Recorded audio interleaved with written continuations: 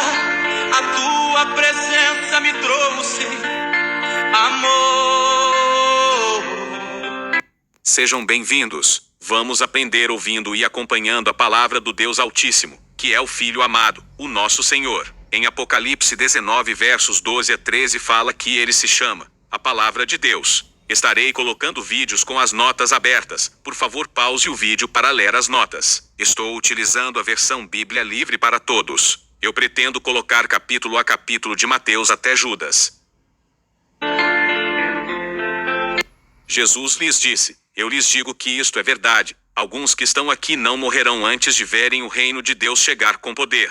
6 dias mais tarde, Jesus levou Pedro, Tiago e João com ele para o alto de um monte, para que ficassem a sós. Sua aparência mudou completamente. Suas roupas ficaram muito brancas e brilhantes, mais brancas do que qualquer um na terra conseguiria branquear. Então, Elias e Moisés apareceram diante deles e conversaram com Jesus. Então Pedro disse: Rabi, que maravilha é estarmos aqui. Nós devemos fazer 3 tendas, uma para você, outra para Moisés e ainda outra para Elias. Ele realmente não sabia o que dizer, porque eles todos estavam com muito medo. Então, uma nuvem os cobriu, e uma voz vinda da nuvem disse: este é o meu filho, a quem eu amo. Escutem o que ele diz. Então, de repente, quando os discípulos olharam, não havia ninguém. Apenas Jesus estava com eles. Quando eles desceram do monte, Jesus os instruiu a não contar a ninguém o que tinham visto, até que o Filho do Homem tivesse ressuscitado. Eles mantiveram segredo sobre isso, mas conversaram entre si sobre o que significava essa ressurreição. Eles perguntaram a Jesus: por que os educadores religiosos afirmam que Elias vem primeiro?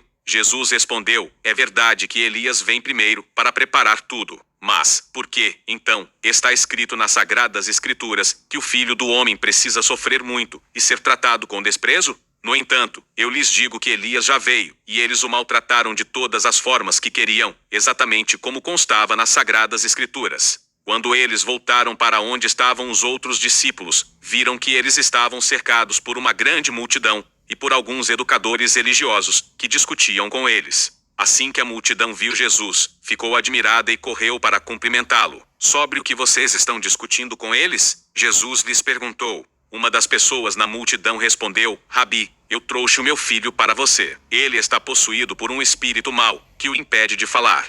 Sempre que o espírito ataca o meu filho, joga-o no chão, e ele espuma pela boca, range os dentes e fica com o corpo rígido. Eu pedi aos seus discípulos para expulsá-lo do meu filho, mas eles não conseguiram. Jesus respondeu: vocês são pessoas sem fé. Por quanto tempo eu ainda devo ficar aqui entre vocês? Por quanto tempo eu terei que suportá-los? Traga-o aqui para mim. Então, eles o levaram a Jesus. Quando o espírito maligno viu Jesus, ele imediatamente fez com que o garoto tivesse convulsões, e o jogou no chão. Ele rolou e espumou pela boca. Há quanto tempo ele tem isso? Jesus perguntou ao pai do menino. Ele respondeu a Jesus: desde que ele era pequeno. Muitas vezes o espírito o joga no fogo, para que ele se queime até morrer, ou o joga na água, para afogá-lo. Por favor, tenha pena de nós e nos ajude, se puder. Jesus respondeu: por que você diz, se você puder? Tudo é possível para quem tem fé. O homem gritou imediatamente: eu tenho fé. Ajude-me a ter ainda mais fé. Jesus, vendo que a multidão estava se aproximando, ordenou ao espírito mau: espírito que impede que este menino ouça e fale, eu ordeno que saia dele, e nunca mais retorne.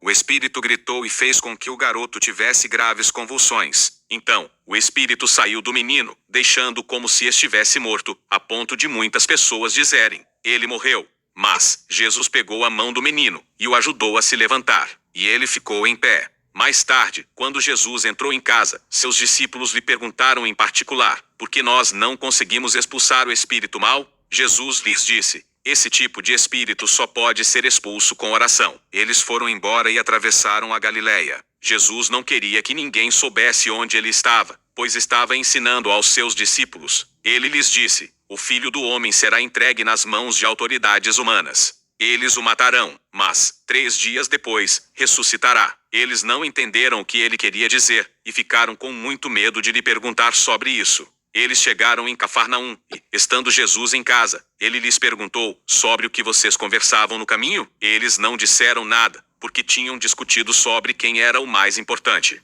Jesus sentou e chamou os 12 discípulos. Ele lhes disse: se alguém quiser ser o primeiro, deve ser o último, e deve servir a todos os outros. Ele pegou uma criancinha e a colocou no meio deles. Depois, ele abraçou e disse aos discípulos: aquele que recebe uma criança como esta em meu nome também me recebe. Aquele que me recebe, não recebe somente a mim, mas também aquele que me enviou. João disse a Jesus: Rabi, nós vimos uma pessoa expulsando demônios em seu nome, mas nós o proibimos, porque ele não é do nosso grupo. Jesus lhe disse: não o proíbam. Ninguém que esteja fazendo milagres em meu nome pode, ao mesmo tempo, falar mal de mim. Uma pessoa que não está contra nós, está a nosso favor.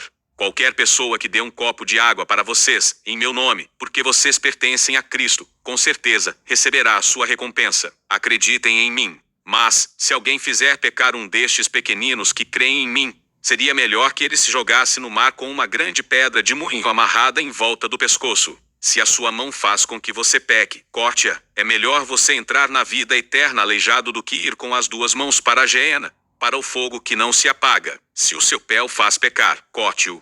É melhor entrar na vida eterna manco do que ter os dois pés e ser jogado na geena. Se o seu olho o faz pecar, tire-o. Pois é melhor entrar no reino de Deus apenas com um olho do que ter os dois olhos e ser jogado na geena. Ali, os vermes não morrem, nem o fogo se apaga. Todos serão salgados pelo fogo. O sal é bom, mas se ele perder o sabor, como vocês podem fazê-lo ter gosto de novo? Vocês precisam ser como o sal, e precisam viver em paz uns com os outros. Marcos capítulo 9.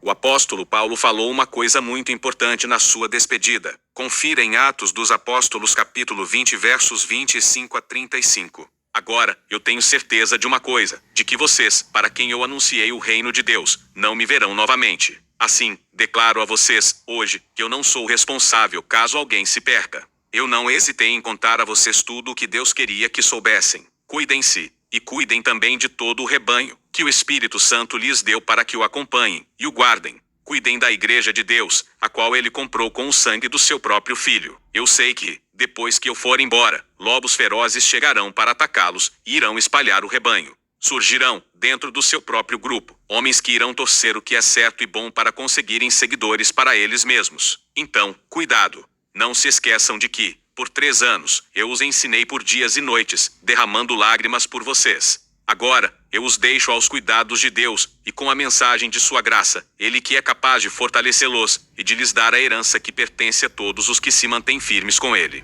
Eu nunca desejei a prata, o ouro ou as roupas de ninguém. Vocês sabem que eu trabalhei com minhas próprias mãos, para suprir tudo o que eu e os que me acompanhavam precisávamos. Em tudo o que fiz, mostrei-lhes que devemos trabalhar para ajudar os mais fracos, sempre nos lembrando das palavras do Senhor Jesus: há mais felicidade em dar do que em receber. Deus Altíssimo, pelo poder da tua palavra, o seu Filho amado, nosso Senhor, nos abençoa e nos guarda, nos ilumina e nos guia por um bom caminho.